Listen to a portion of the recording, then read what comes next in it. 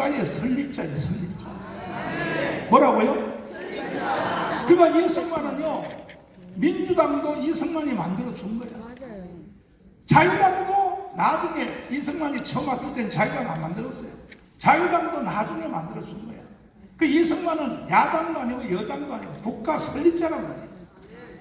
그런데 이승만 대통령이 그래도 내가 민주주의를 위해서 일생을 살았는데 넘겨줘야겠다 하고 찾아봤더니 신익기라는 사람이 그나마 그래도 이 나라를 지켜낼 수 있을 것 같아요.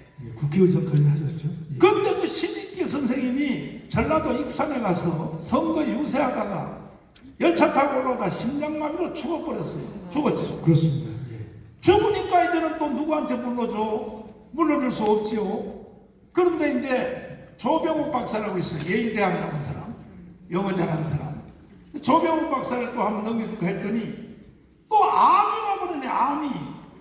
암이 와가지고 이게 조병욱 박사 신익기 선생을 다 좌파 빨갱이들이요, 국민들을 속여먹어서 이승만이가 죽였다 그래. 이승만이가. 내가 그래서 조세영 의원, 국회의원 8번 한 사람, 그 아들이 조병욱 박사 아들이 조순영인데, 내가 한참 종편에 다니면서 뭐 TV조선, 그 다음에 또 뭐 A채널, 그 다음에 또 MBN, 나도요 종편에 팬을 스타일 하더라고. 이 양반들이 지금 안 태어나서 모르는구나. 내가 종편을 다니면서 휩쓸면서 팬을 했단 말이야. 근데 마침 A채널인가 MBN을 갔는데 내 다음에 바로 조순영 의원이 대기하고 있더라고. 그래서 내가 이제 딱 토크를 하고 나오는데 조순영 의원한테 물어봤어. 조 의원님, 정말로 조병욱 박사 아버님을 이승만이가 죽였으니까 내가 물어봤더니 누가 그따위 소리를 하냐 그래. 그래서 아니 지금 대한민국 국민들이 다 조병욱 박사를 이승만 대통령이 죽였다고 이렇게 역사를 비틀어놨습니다. 아니 내가 그때 고등학교 2학년 때인데 우리 아버지가 암이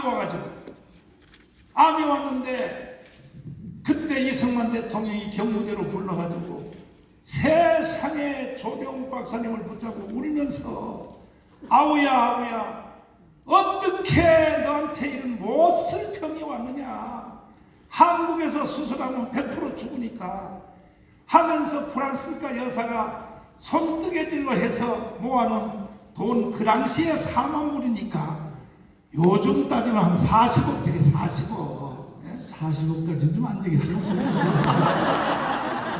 엄청난 금액입니다. 참이 교수님은 깐깐해가지고 그냥 그렇다고 치지 말이야. 그래가지고 4만 불이니까 프랑스니까 여사가 손뜨개질해서 번 돈이거든.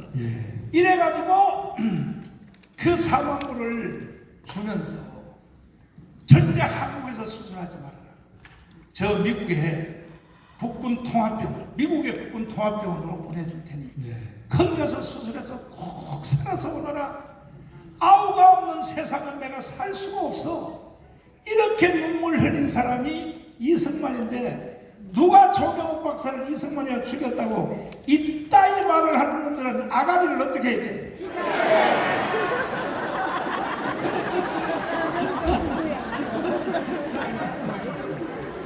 그러니까 이 남노당 빨갱이 좌파 종북 주사파 이 새끼들은요 역사를 다 비틀어놓은 거야. 다 비틀어놓은 거야. 다 비틀어놓은 거야. 그러다가 이제 나중에 결국은 조병욱 죽었지. 그 다음에 또 신익기도 죽었지. 근데 인천에 있는 누구예요? 인천 출신 조봉암. 조봉암. 이 이승만이가 얼마나 폭이 넓은가면요, 조봉암이가 남노당 출신이야. 근데 그 사람을 스카우트해서 이 이승만이가 뭘 했느냐, 농림부 장관을 시켰어. 그리고 토지개혁, 농지개혁을 완성을 해서 요게 6.25가 일어나기 3달 전에 완성한 거예요.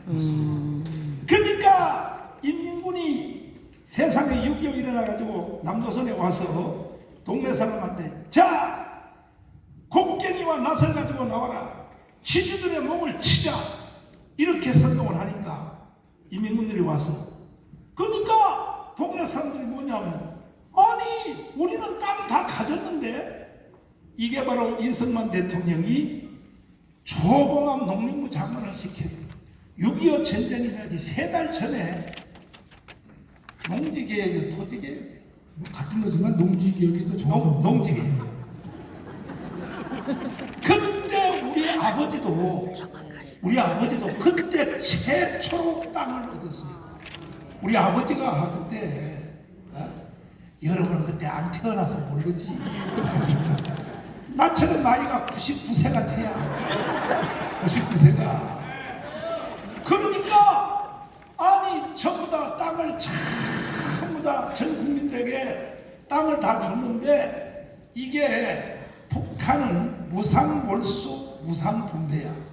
그러니까 집단론자라는 거야. 무상몰수 땅을 다 뺏는 거야. 뺏어서 무상몰수 무상분배. 한국이 한 이 농지개혁은 전혀 달라요. 유상이야 유상. 뭐라고요? 유상. 지주의 땅을 그냥 뺏은 게 아니고 지주한테 채권 있죠. 채권. 요즘 말하면 국가 채권. 이것을 가지고 있으라 그래. 그러면 국가가 나중에 그걸 갚아준다 그래. 갚아준다 그러고 그 대신 땅을 너가 가진 땅만 남겨놓고 나머지는 다 내놓으라 그래. 이래서 그 땅을 가지고 전 국민들에게 이게 2조 500년 이후에 국민들이 그때요 땅을 가진 사람이 10%밖에 없어서 10%밖에 없었다니까. 부산 반응해봐. 부산 알아듣나? 내가 추임새를 얻기 위해서요 화면 좀 올려주시면 우선 저희 농지분배 통지서거든요. 그 당시 이승만 대통령이 전쟁 나기 전에 6.25 전쟁 나기 전에 전 국민에게 당신이 할당받을 농지가 요 농지다 라고 하는 농지분배 통지서를 전 국민에게 보냈습니다. 방송의 농지분배 통지서예요. 그 다음이요. 이걸 보면 지가증권은 뭔가면 유상물수를 목상했지 않습니까? 그렇지. 그러니까 지주들에게 돈이 없기 때문에 현찰로 다 주지를 못했어요. 다만 땅을 유상물수로 한 다음에 해당되는 상응하는 이 땅값을 줘야 되는데 그것을 담보해주기 위해서 지가증권을 발행했습니다. 그렇지. 그래서 지주들에게 다 줬던 것이에요.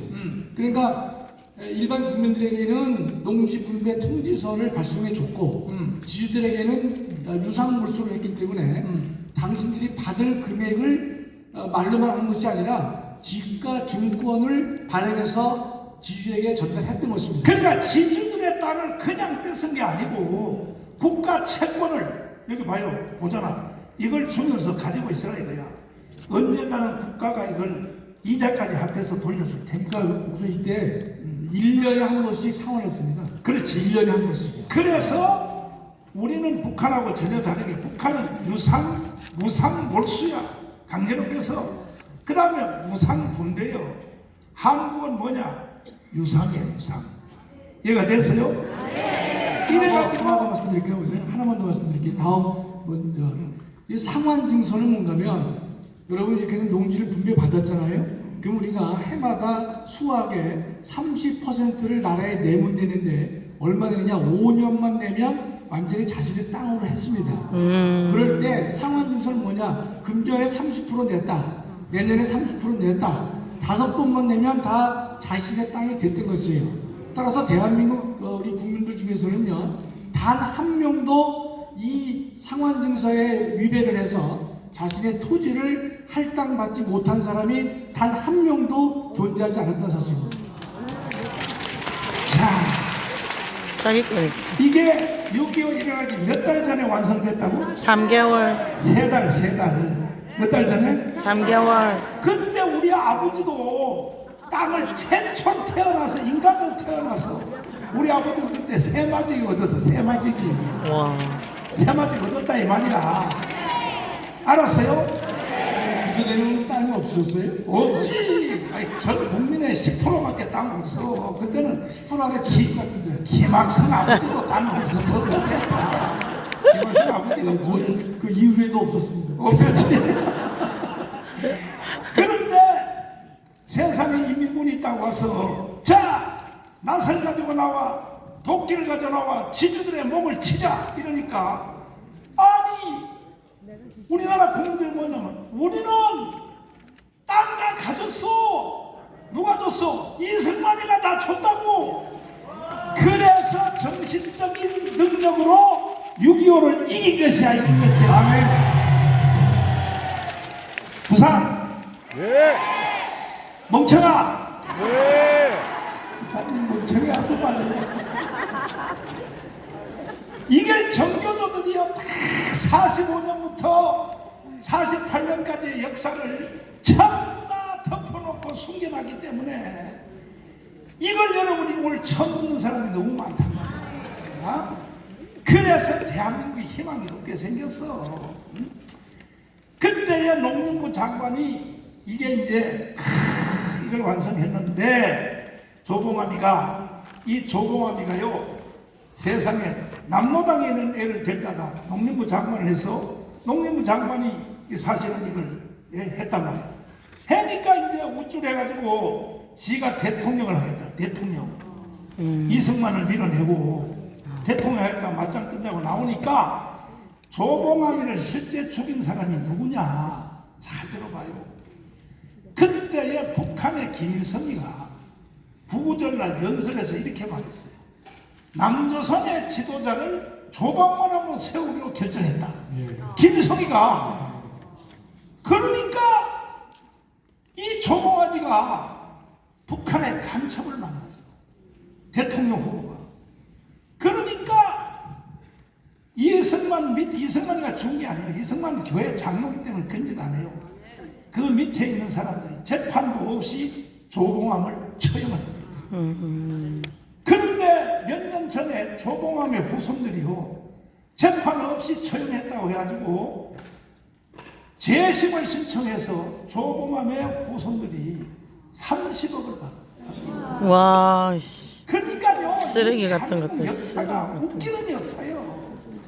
그때 이승만 밑에 있었던 판검사 국민의 혈세가 쓸데없는데 다 나왔네. 간첩 만났으면 그건 완전히 그 혐의가 있거든. 요걸 정식 절차를 잘 밟았어. 지금 저 이재명이가 빨리 감방 안 가는 것 때문에 답답해 안 해? 답답해? 네. 근데 윤석열은 더 답답해.